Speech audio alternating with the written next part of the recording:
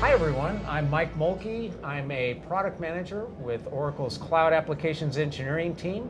And I am very fortunate today to have Mike Revitt here from CSC, Computer Sciences Corporation. And I got to tell you right off the bat, Mike, they do everything. I read on them, and you might tell me a little bit about what you do, because it sounds like Computer Sciences Corporation, from a IT infrastructure standpoint, has got their fingers into everything. Yeah, and you're right. We've got our fingers in pretty much everything. We touch all technologies in all regions. We're completely global. We were founded in 1959, so we're one of the first, if not the first SI.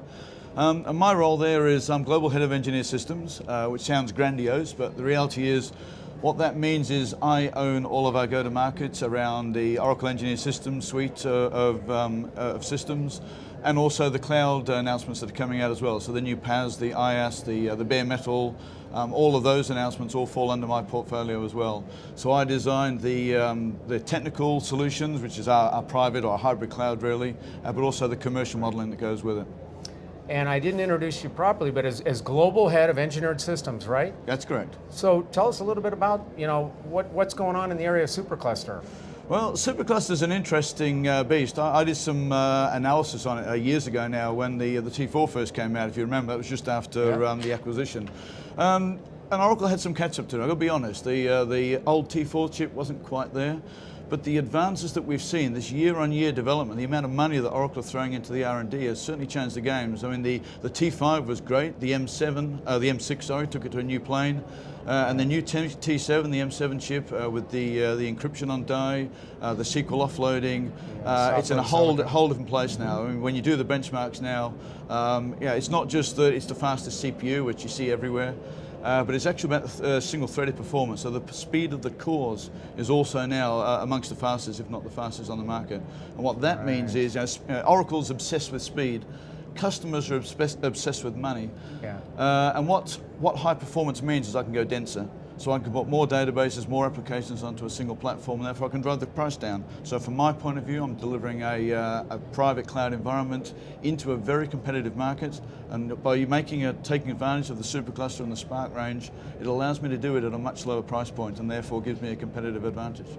You're preaching to the choir. It sounds this sounds good. Our theme this week is, as you've seen from Larry Ellison on down, is cloud. Yeah.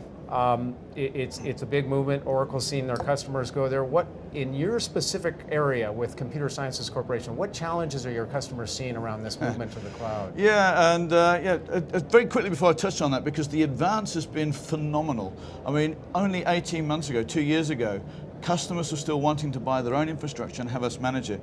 12 months ago, they still wanted everything on premise, although they now wanted us to own it. And now, on-premise is actually yesterday's news. So in only 2 years, they've gone from wanting to own everything to owning nothing and not even wanting it in their own data center. Now, what that's driving is a massive shift. We're seeing people wanting to migrate hundreds, thousands, and in some cases, tens of thousands of images out of their estates into the cloud environments. And this brings challenges. When I speak to the CIOs, the CTOs about doing this, the number one challenge is they don't actually know what they've got.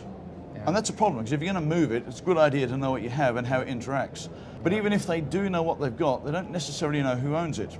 So if you think about moving a suite of applications, you need to know, can I get an outage? Who do I impact? Who tests it? How do they test it? But not knowing what I've got or who owns it means I've got a huge challenge up the front.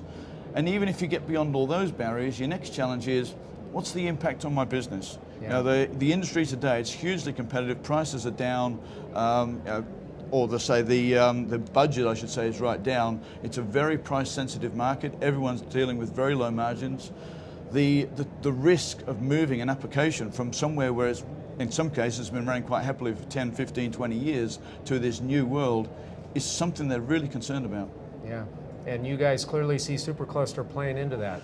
Yeah, supercluster. That's part of why you're here, right? It's a key part of it, yeah. And we've put a huge amount of tooling around that. In fact, I'm doing a presentation tomorrow on a tool we've jointly developed with Oracle Product Development to allow us to move these things into the public cloud through an automated way, so it's repeatable, predictable, scalable, and also it doesn't require an army of consultants and engineers behind the scenes. It's push button. That's fantastic, Mike. We really appreciate you taking the time to come down and talk with us. And thank you for joining us.